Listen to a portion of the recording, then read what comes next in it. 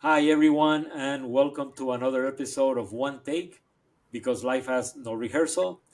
So, today I am absolutely thrilled because this is a voice from the past and a voice of the future to bring Laura. Laura Rinnankoski. I can never pronounce those names, it is my Latino thing.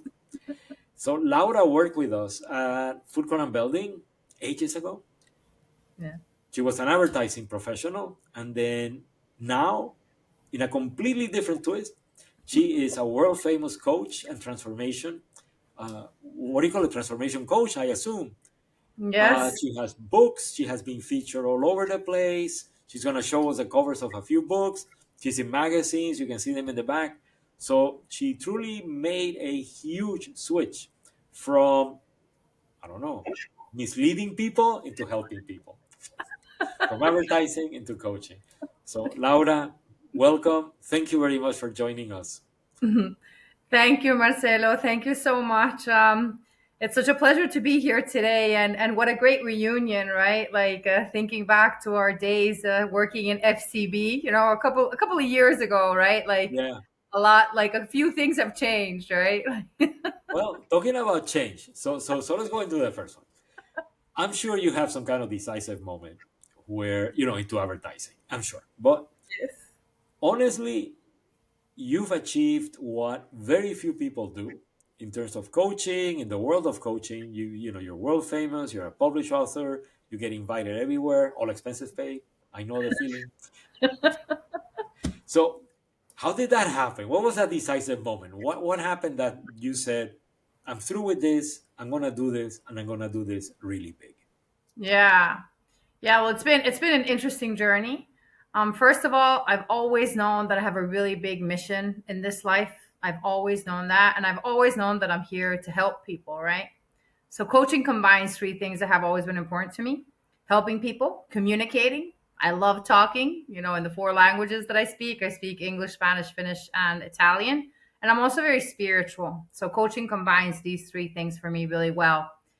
In terms of the decisive moment, so as I worked in advertising for a long time, right? Working in Miami, in advertising. It's funny because when people hear that I lived in Miami, they're like, "Oh wow, did you, were you on the beach all the time?" And I was like, "Are you kidding me? I was working the whole time." Because as you know, you work late in advertising every night, right? Yep.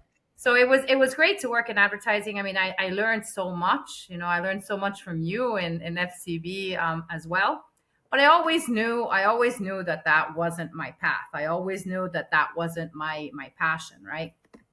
So when I moved to Ireland, Dublin, Ireland, where I live, so I became a coach. I became a coach here, and I also worked with some advertising agencies over here as well. I worked in advertising, marketing, and sales. But then, there was a moment that, like, I always had contracts, right? Because I knew that, I had a bigger calling and that coaching was what I needed to concentrate on. I would always do contract jobs, right? I wouldn't take like a full-time job because then that would give me like the space and the flexibility, right? So after one of these contract jobs ended, I was like, that's it. This is the moment. This is the moment that I'm gonna, focus on the coaching 100%. And that's when everything started like skyrocketing. That's when my coaching started taking quantum leaps forward. And that's, and as a result, I've gotten 8 awards, 5 magazine covers, and I'm in 2 best-selling books, and all of that happened, pretty fast. But I think when you make a decision to go forward and to focus on your passion, to focus on your life path, that's when incredible things start happening. So that's what happened to me. And your books have really cool titles. You want to show them to us? Yeah, so this is the first one, Quiet and Badass. I'm not quiet, but I am a badass. This is the first one. And then this one is Burned. This one is Burned, Brave and Inspiring Stories from Women Who Have Overcome Their Fears to Speak Their Truth and Share Their Wisdom. So both of these books are like multi-author books. I'm in these books with other coaches. It's 18 of us in both books. So it's 18 women, and we write about difficult moments that we've been through, what we learned in the process, and how we got to the other side. So Oh, So that's yeah, really cool. So, I'll tell people in the podcast, please buy the books. exactly. Yeah, they're Yeah. yeah, they're on Amazon. We're Amazon bestsellers and they're on Amazon. So yeah. No, that's great. I'll look it up. Yeah. So, talking about that, so you go into coaching, which, as you know, I've been told by a friend of mine, I am both uncoachable and I could never be a coach. Both. Right. At So, least you have that clear, right? It's good to know these things, right? yeah, it's very clear. I won't be a coach. But it's a difficult, very difficult profession. Very difficult. Yes. There's many aspects to how difficult it is. First of all, you do need a special persona, I Hmm. think. Hmm. Uh, I'm sure. But you also need, the credibility to begin. Like, why would I trust you with my money? And Yes. then you also need, of course, the follow through and everything. It's a very. I've seen a lot of people who call themselves coaches, Yeah. which are not. Yeah. But and I've known a few really good ones. So like I'm torn. Like the good ones are really good, the Yeah. bad ones they're really awful. Right. But it's still a profession. I mean, like you have many coaches. It is an industry, Hmm. and of course it changes. But I don't want to steal any of the thunder. But like, what changed that you would have never thought in a million years? Oh, this would happen. Right. Like what's changed in the coaching industry? Well, of course, now AI, right? AI is everywhere. AI is everywhere. And of course, in the coaching industry as well, right? But I think that one thing is the human connection is so important, right? Human connection and community as well. The world is so divisive right now, so divisive. We really need to come together. We really need to understand that we're all connected, right? And we have more things in common than our differences, right? And human connection in all ways, especially when you're dealing with a coach, is so important because AI can do all kinds of great stuff, right? We all know that. But AI is not human. You're not going to get the human connection with AI no matter how advanced the AI is, right? So yeah, so I think that that's really important, and of course that's changing the coaching industry right now.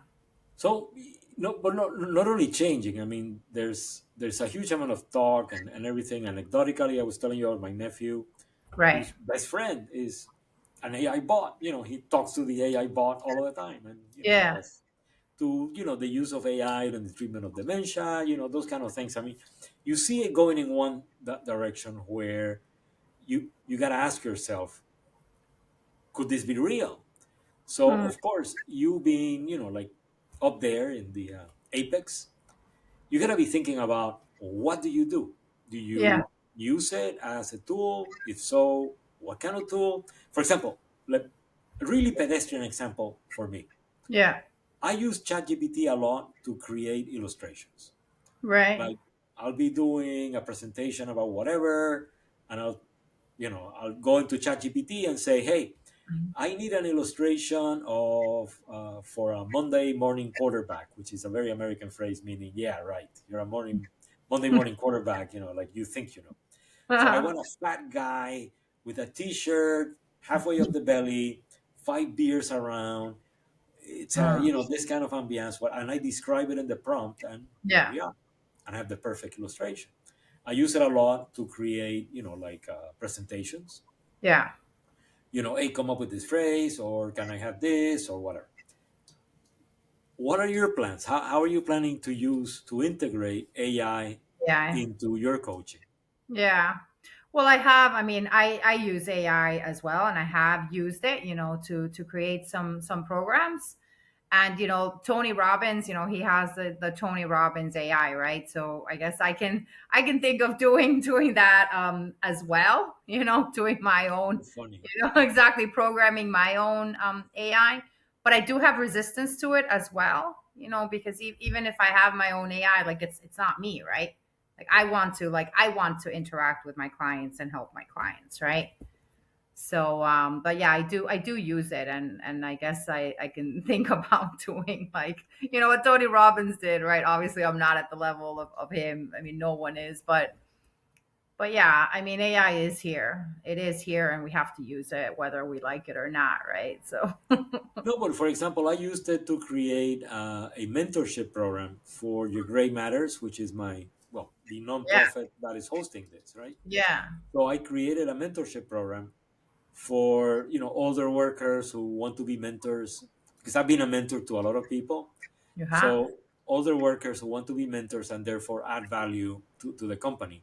I Yeah, didn't know where to begin, so I used AI to basically outline all of the course, and then you go in and you change stuff, and that kind yeah, of thing.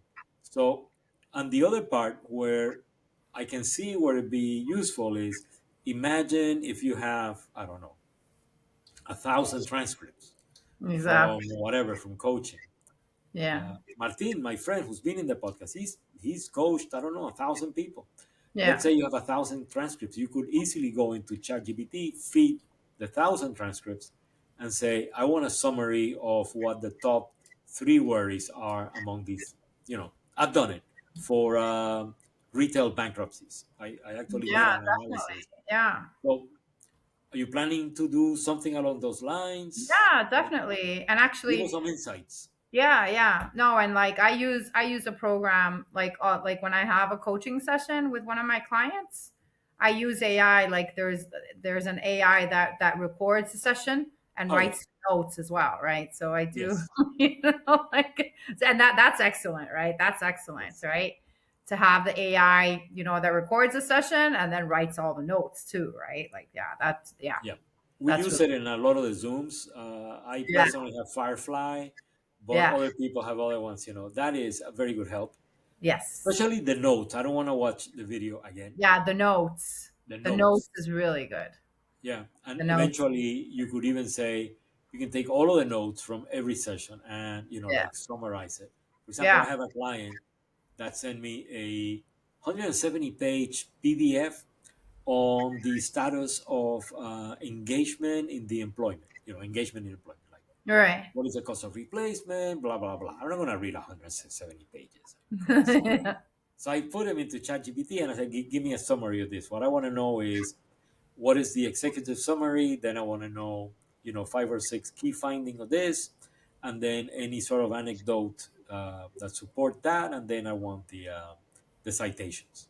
Yeah. So, then 3 pages later, I can talk to the client and say, oh, yeah, well, we should do this and this and this in the presentation. So, no, it's very interesting. So, it's good to know that you're on top of it. Yes. I have a visceral reaction, if I'm going to be honest. Whenever I hear anybody who's over 40 talk bad about technology. Right. I think that we, as older people, we have the moral responsibility, really, to say, how can we do good with the technology? Because it's still going to Yeah. be there. It's here, exactly. You might as well work with it, right? Like there's no Yes. point resisting it because it's there. It's here. But it is up to us, with more experience, to try to turn it into something good, something that is useful, Exactly. as Yeah. opposed to whatever, people do that's bad with AI Yeah, or technology. exactly. So, Yeah. Yeah. so then, one final question, and it is, of course, the essence of your great matters.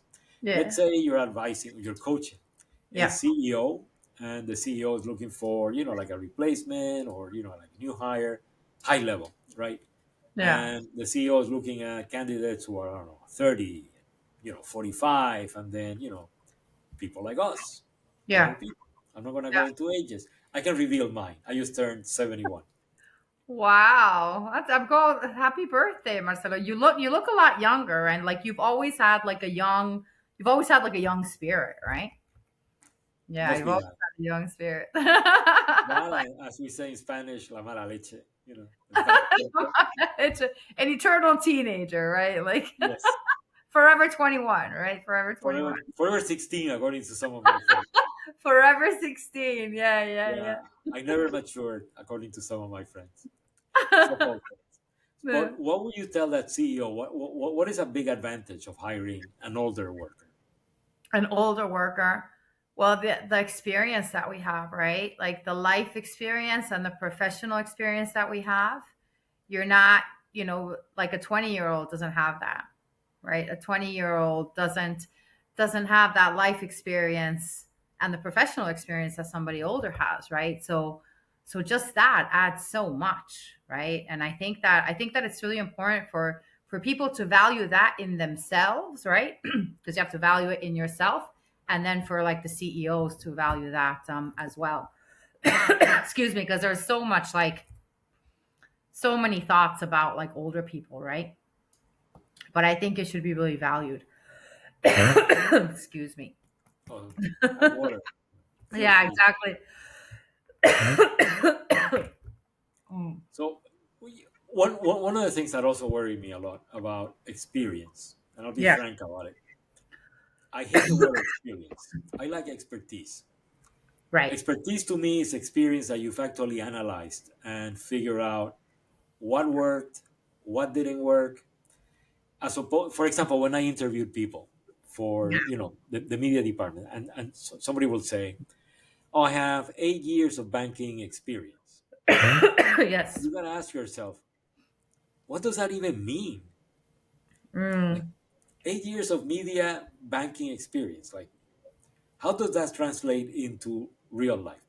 As opposed, to be honest, to pharma experience, which has a lot of legal, things that Mm. you need to input Yeah. into the ads and all of that, the fair balance and all that. But if somebody says experience, I don't know. Somebody says expertise, that means something. That means that the person has studied. Would you say that is also? I don't want to lead any the witnesses, so to speak, but would you say that that would be one of the deciding factors on hiring older people? Definitely the expertise. I agree with that. Definitely. Not just the experience, expertise. Yes. I like that word. It sums it Because up well. It sums it up well. yeah, Yeah. no, no, good. Because I want to do that a lot. I want to stress to other people who watch the podcast that it is not the experience. You can have, and I did, by the way, when I was 22 and working at Kenyon and Ecker in Spain, some Yeah. guy who was ancient, he was like 40. Imagine. Ancient. Yeah, exactly. Because when you're 22, 40 is ancient, right? Ancient, totally, double my age. And he came over and he said something about having 20 years of experience. And I told him, listen, what you have is 1 year, 20 times. You said that to him. Yeah. Yeah, I was a patronizing young asshole. You What started can I? young. You started young, Marcelo. Yes, I started very young. Oh no, I started way younger than that. So, but it is true. Some people do. Some people have 1 year, 20 times. So one of the things I want to tell to everybody watching the podcast is you don't want experience. Trust me. Anybody Yeah, can have experience. You live exactly. long enough, like me, you live long enough, you have experience. What you want Yes. is expertise. What you want is to analyze what happened and then say, oh, this worked, this didn't work. You Yeah, know, that is what is really valuable to a company. definitely. So, Definitely. anyway, I see I don't want to take a lot of your time. I know it's very valuable, Miss Coach. You probably have, clients or patients or whatever you call them. Yeah, clients. I So, call them clients. Yes. yeah. So, thank you very much, Laura. I think I You. have a friend. I gotta look it up. I might Hmm. have a friend who is in Ireland or something like that. She was not in England, but Okay. she was in the UK somewhere. I'm gonna look it up. She works in advertising too. Oh, really? Yeah, Oh, okay. from Cool. New Zealand. And she used Nice. to be the media director of New Zealand. I have to find out where she is. And if Nice. she's around you, I'll connect you both. Yeah. She's a Yeah. very nice person. Very. So anyway, it was Sounds real pleasure. I am absolutely impressed. I mean, for people listening to the podcast, you have no clue. I mean, we're talking to somebody who worked in an office in Miami, and then like years later, worldwide recognized coach, books, covers, invited everywhere. This is really big. A lot of people never make it that high. So, Laura, I really want to thank you for taking the time, which I Thank know is you. very valuable, and talking to us in the podcast. And I wish you the best. I really do. Thank you so much, Marcelo. It was great. It was great to catch up with you. Thank you so much for this opportunity. And since you're in Dublin, have a Guinness for me. I will. I will have a Guinness for you, definitely. Yeah, thank you very much. Bye Thank bye. you. Bye.